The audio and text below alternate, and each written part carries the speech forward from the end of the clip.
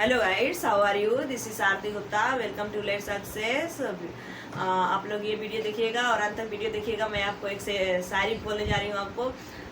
जो खुद के लिए जीता है उसे कंस कहते हैं, जो खुद के लिए जीता है उसे कंस कहते हैं, और जो समाज के लिए जीता है उसे कृष्ण कहते हैं। तो हमें हमेशा क्या बनना चाहिए? कृष्ण बनना चाहिए। हमें कंस नहीं बन के रहना चाहिए। तो आज मैं आपको प्रोग्रेसिव एजुकेशन के बारे में पढ़ाऊंगी, जिसको प्रोग्रेसिव एजुकेशन को हिंदी में बोलते हैं प्रगतिशील शिक्षा, और यही चाइल्ड डेवलपमेंट पेडागोगी है। तो 16 से स्टार्ट करने जा रही हूँ। प्रोग्रेसिव शिक्षा को हिंदी में बोलते हैं प्रगतिशील शिक्षा।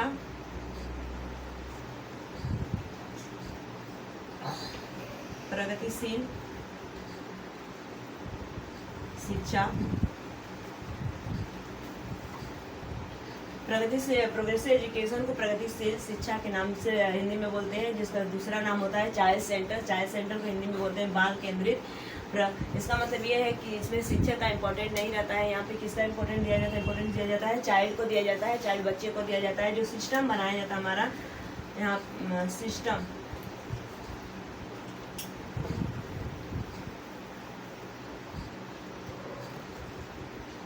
सिस्टम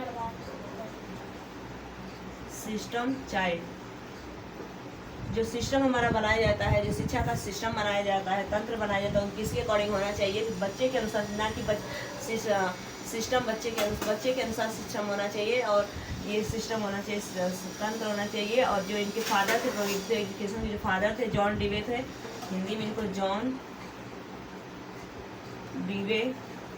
डीवे। और ये कहाँ के रहने वाले थे? अमेरिकन साइकोलॉजिस्ट थे, अमेरिकन साइकोलॉजिस्ट, जिसको हिंदी में बोलते हैं जॉन डीवे। अमेरिका के मनोवैज्ञानिक थे, और उन्होंने ये बताया थे जो बालक को कैसे पढ़ाते हैं, क्या होना चाहिए। तो उन्होंने सबसे पहले बताया था फ्यूचर को हिंदी में बोलते हैं कि कोई भी बच्चा को अगर हम एजुकेशन क्यों देना चाहते हैं, कि शिक्षा क्यों शिक्षा प्रणाली बनाई गई थी, क्यों उसका विकास करने के लिए। तो जो चाइल्ड डेवलपमेंट होता है, चाइल्ड डेवलपमेंट में जो सबसे शिक्षा का सबसे मेन जो मकसद है कि वो अपने पैर पे खड़ा हो सके सोसाइटी में, और राइट और रॉन्ग क्या है उसको डिसाइड कर सकते हैं, सोचे थिंकिंग अपना डेवलप कर सके। ओवरऑल डेवलपमेंट करना चाहिए वहाँ पे, अपना हाथ पैर दिमाग सबको क्या करे वहाँ पे यूज करे, और समाज में अपने डिसीजन ले सके। इसलिए वहाँ पे प्रगतिशील शिक्षा का यूज किया। किसने यूज किया था? जॉन डीवे ने यूज किया था। और उन्होंने बताया कि हमें ऐसी शिक्षा बनानी चाहिए जो लचीलापन हो, फ्लेक्सिबल हो, जो कि बच्चे को रटना नहीं चाहिए, रूट लर्निंग नहीं करना चाहिए, क्रैमिंग नहीं होना चाहिए। वो क्या करना है? अंडरस्टैंडिंग, समझदारी से उसको पढ़े। तो उन्होंने इसके बेस पे जो प्रगतिशील शिक्षा को एक करिकुलम बनाया। और करिकुलम जो था उन्होंने 3 ट्राइकोलम दिया था। पहला इन्होंने क्या दिया था? 3 ट्राइकोलम। अगर पूछिए आपसे कि त्रिआमीय शिक्षा किसके द्वारा दिया गया था? त्रिआमीय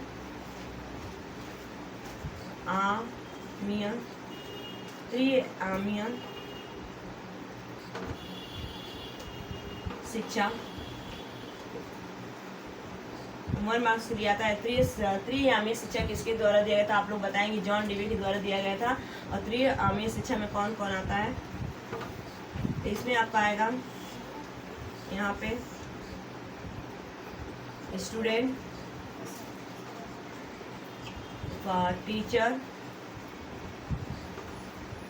टीचर, और करिकुलम। अपना आएगा करिकुलम।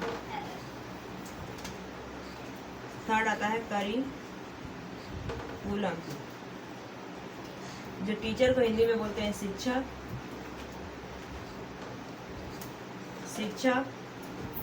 छात्र,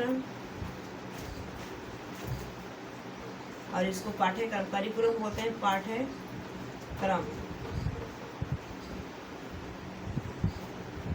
जो जॉन डीवे थे उन्होंने बताया कि जो त्रिआमीय शिक्षा होती है वो 3 टाइप्स की होती है। किसके बीच में उन्होंने डिवाइड किया था? टीचर के बीच, करिकुलम के बीच, और स्टूडेंट के बीच। जो ये तीनों क्या होते हैं? एक दूसरे से क्या होते हैं? इंटर रिलेटेड होते हैं। इनके बिना हम क्या करते हैं? शिक्षा को ना तो बच्चे को डेवलपमेंट हो पाएगा अच्छे से, ऑल ओवर डेवलपमेंट होना चाहिए। कंस्ट्रक्टिव बच्चे क्या होते हैं? कंस्ट्रक्टिव होते हैं, ओन लर्निंग होते हैं, खुद से सीखने में क्या होते हैं? सक्षम होते हैं, कैपेबिलिटी उनके अंदर पाई जाती है। तो उन्होंने ये बताया था कि त्रिआमीय शिक्षा को हम क्या इंग्लिश में बोलते हैं?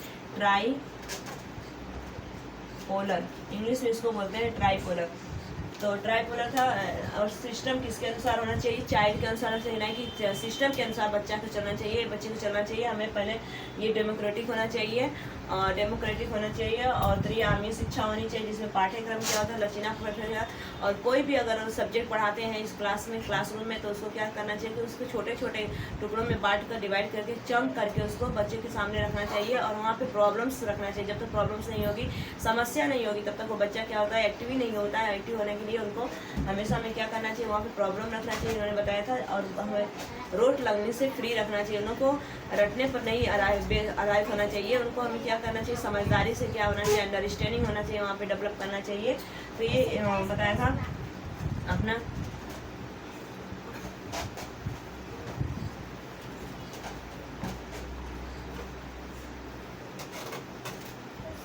पहला उन्होंने बताया था फ्यूचर में क्या होता है। फ्यूचर कोई भी एजुकेशन अगर हम देते हैं, कोई भी अगर हम काम करते हैं तो क्या हमारा, अगर हम पढ़ते हैं चाहे पढ़ाते हैं, चाहे हम खाना खाते हैं, खाना बनाते हैं, खाना किससे बनाते हैं, खाने के लिए बनाते हैं। अगर खाना खाएंगे तभी तो हमें एनर्जी मिलेगा, जब एनर्जी मिलेगा तभी तो हम एक्टिव रहेंगे। तो इसी तरह हमें शिक्षा क्यों चाहिए। शिक्षा इसलिए चाहिए कि हमारा अगर कोई हमारे सामने प्रॉब्लम आए, समस्या आए, कोई हमारे पास कुछ बेनिफिट उसका हो, हम समाज में अच्छे काम कर सकें, सोसाइटी के लिए, अपनी फैमिली के लिए और अपने देश के लिए। इसीलिए हमें क्या हमेशा बच्चे को मोटिवेट करना चाहिए और फ्यूचर के लिए उसको डेवलप करना चाहिए। ओवरऑल डेवलपमेंट होना चाहिए इसका, overall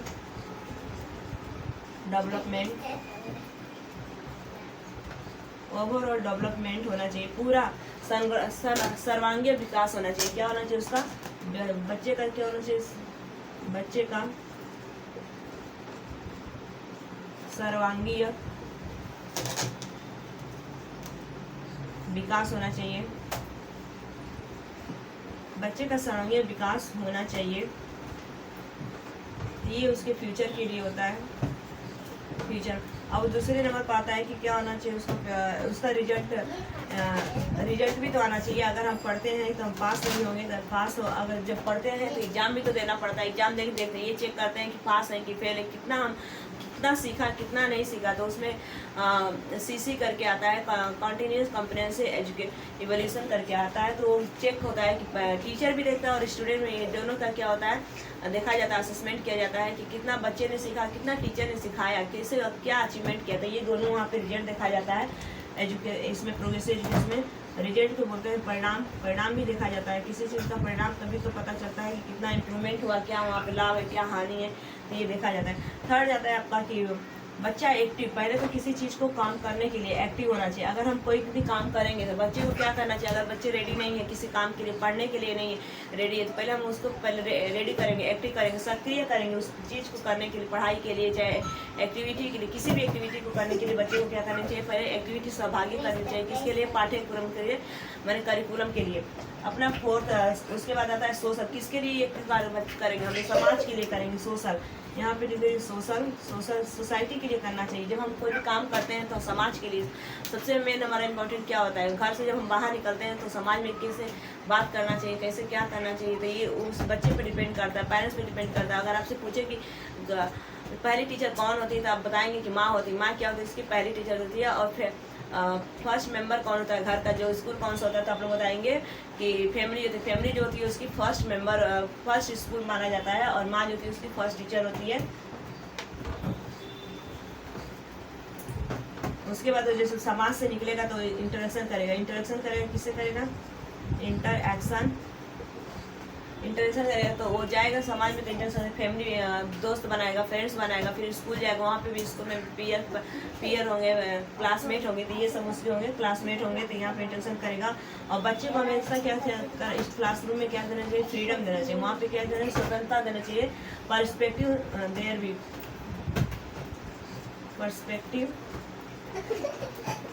there view,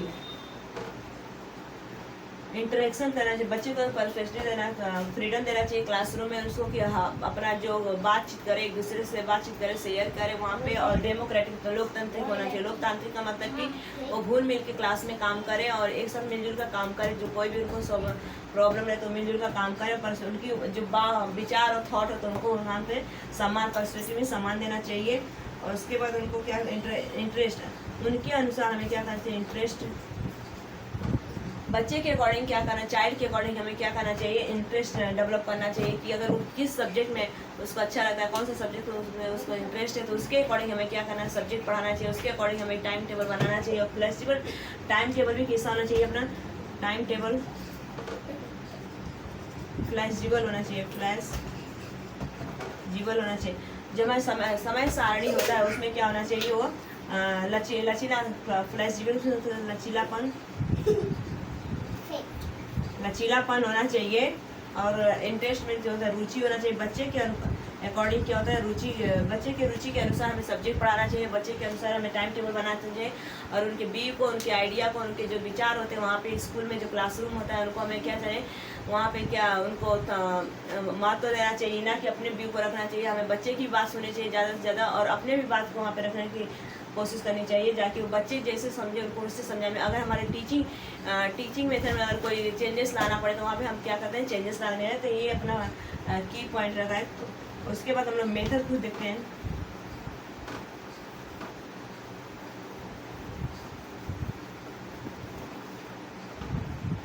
different type के मेथड है, डिफरेंट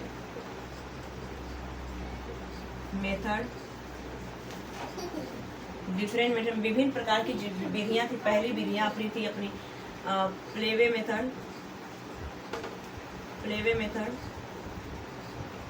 मेथड को बोलते हैं खेल विधि। इसमें बच्चा क्या करता है, खेल विधि किसके द्वारा दी गई थी, मारिया मॉन्टेसरी के द्वारा खेल विधि। अगर आपको पूछे कि प्ले मेथड किसके द्वारा दिया गया था तो आप लोग बताएंगे मारिया मॉन्टेसरी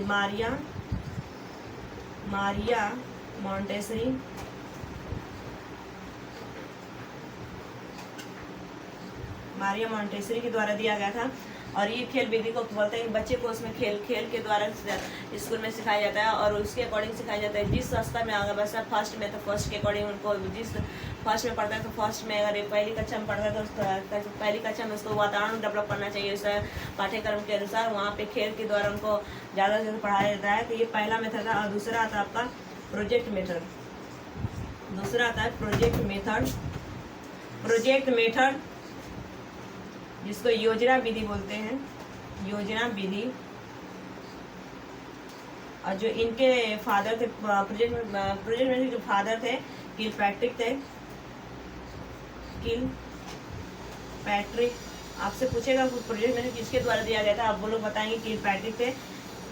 हिंदी में भी किलपैट्रिक।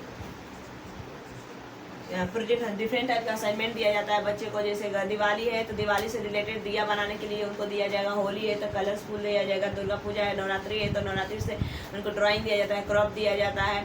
और जैसे दही हंडी था तो दही हंडी को उनको बंसी बनाने के लिए दिया जाता है, दही मटका बनाने के लिए। ये सब डिफरेंट टाइप उनको प्रोजेक्ट दिया जाता है, असाइनमेंट दिया जाता है, जिससे कि बच्चे का क्रिएटिव डेवलपमेंट, थिंकिंग डेवलपमेंट वहाँ पे डेवलप हो गया और वो बच्चे क्या करें, उनका जो लेवल हो, मेंटालिटी हो और बढ़ता जाए। यहाँ पे ये प्रोजेक्ट करके उनको दिया जाता है। प्रोजेक्ट मेथड किसके द्वारा दिया गया था तो आप लोग बताएंगे किलपैट्रिक द्वारा दिया गया था। इसको हिंदी में बोलते हैं योजना विधि।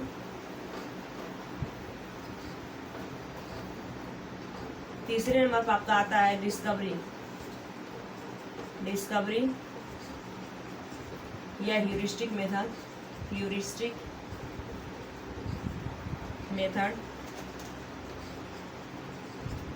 इसको बोलते हैं खोज विधि।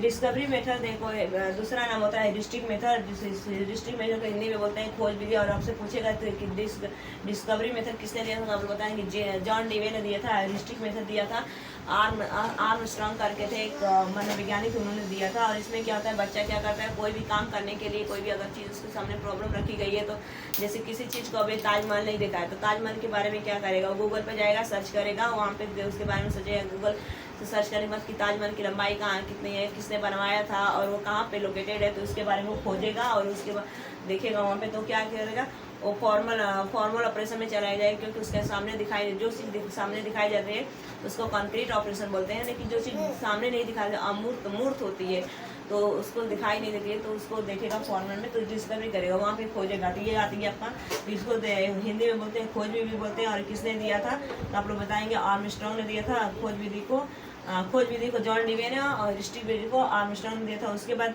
फोर्थ नंबर पर आता है हैंड्स एक्सपीरियंस,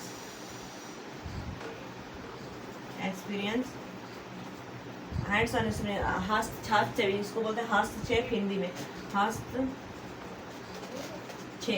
हस्तक्षेप इसको बोलते हैं। हस्तक्षेप मेरे बच्चा कोई भी काम करता है, जैसे उसको एक्टिविटी दिया जाएगा, जैसे डेकोरेट करने के लिए दिया जाएगा, दिए को डेकोरेट करना है, लैम्प बनाना है दिवाली के लिए, तो क्या करेगा, तो अपना हाथ का यूज करेगा, वहाँ पे हाथ का यूज करेगा, दिमाग का भी यूज करेगा, फिजिकल यूज करेगा, मेंटल यूज करेगा, कॉग्निटिव यूज करेगा, अपना सोशल में समाज में जाएगा, अपने दोस्तों से पूछेगा, पेरेंट्स से पूछेगा, बड़े लोग से पूछेगा इसको कैसे डेकोरेट करना है, यहाँ पे क्या क्या लगाना है, तो कुछ अपना भी दिमाग लगाएगा, अपना पूरा हाथ पैर वहाँ पे जो पूरा चारों इंद्रियाँ होती है वहाँ पे यूज करेगा, social, cognitive, mental, physical, emotional सब वहाँ पे यूज करेगा, तो इसको हैंड्स ऑन एक्सपीरियंस बोला गया था। लर्निंग बाय डूइंग, फिफ्थ बात आपका learning by doing, learning by doing. अगर पूछेगा लर्निंग बाय डूइंग किसके द्वारा दिया गया था, किस में आता है, तो आप लोग बताएंगे प्रोग्रेसिव एजुकेशन में आता है, प्रगतिशील शिक्षा में आता है। ये learning by doing has given by the John Dewey के द्वारा दिया गया था। ये कहाँ के थे, तो आप लोग बताएंगे कि अमेरिकन साइकोलॉजिस्ट थे। तो ये क्या होता है, इसमें बच्चा क्या कर रहा है, खुद करके सीखता है, इसमें खुद करके सीखता है, लर्निंग बाय डूइंग। तो पांचों से जो 5 हमारे सेंस ऑर्गन्स होते हैं, आई नोस माउथ, आई नोस ईयर्स टंग, इसकी, तो इसमें सारे काम अपना यूज करके सीखता है वहाँ पे, तो इसको लर्निंग बाय डूइंग कहते हैं। और अपना 6 देखते हैं,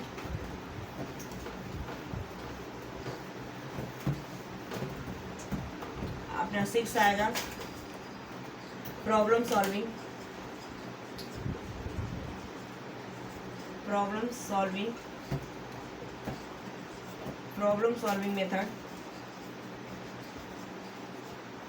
समस्या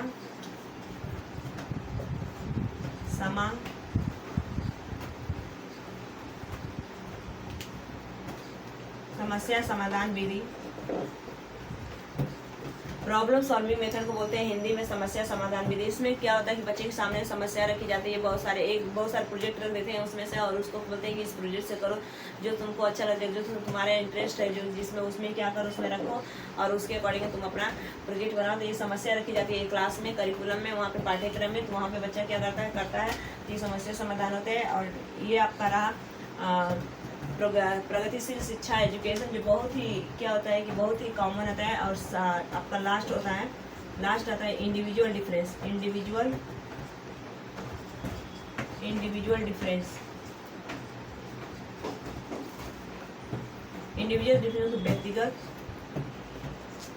व्यक्तिगत विभिन्नता।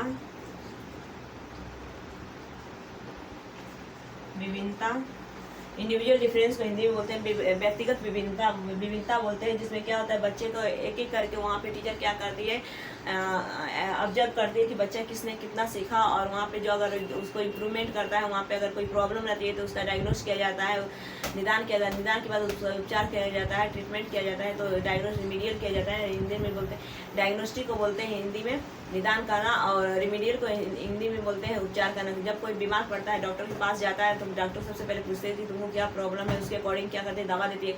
तो उसी तरह इसमें भी टीचिंग मेथड में क्या करते हैं कि अगर बच्चे को वहाँ पे टीचर जाती है, अगर उसको पढ़ना नहीं आता है तो पढ़ने के अकॉर्डिंग, अगर उसको क्लास में इंटरेस्ट नहीं है तो वहाँ पे क्या करती है, अपना टीचिंग एड क्या करते हैं, वहाँ पे अलग से अपना वहाँ पे डेवलप करते हैं, और मेथड को क्या करते हैं, चेंज कर देती है। तो वहाँ पे चेंज करने के बाद उस बच्चे का उपचार करने के बाद वहाँ पे इम्प्रूवमेंट होता है, तो उसी को देखा जाता है इंडिविजुअल डिफरेंस। और सब में क्या होती है, सब बच्चे में अलग अलग लेवल के होते हैं, और सबके सोचने और पढ़ने की जो क्षमता होती है अलग होती है।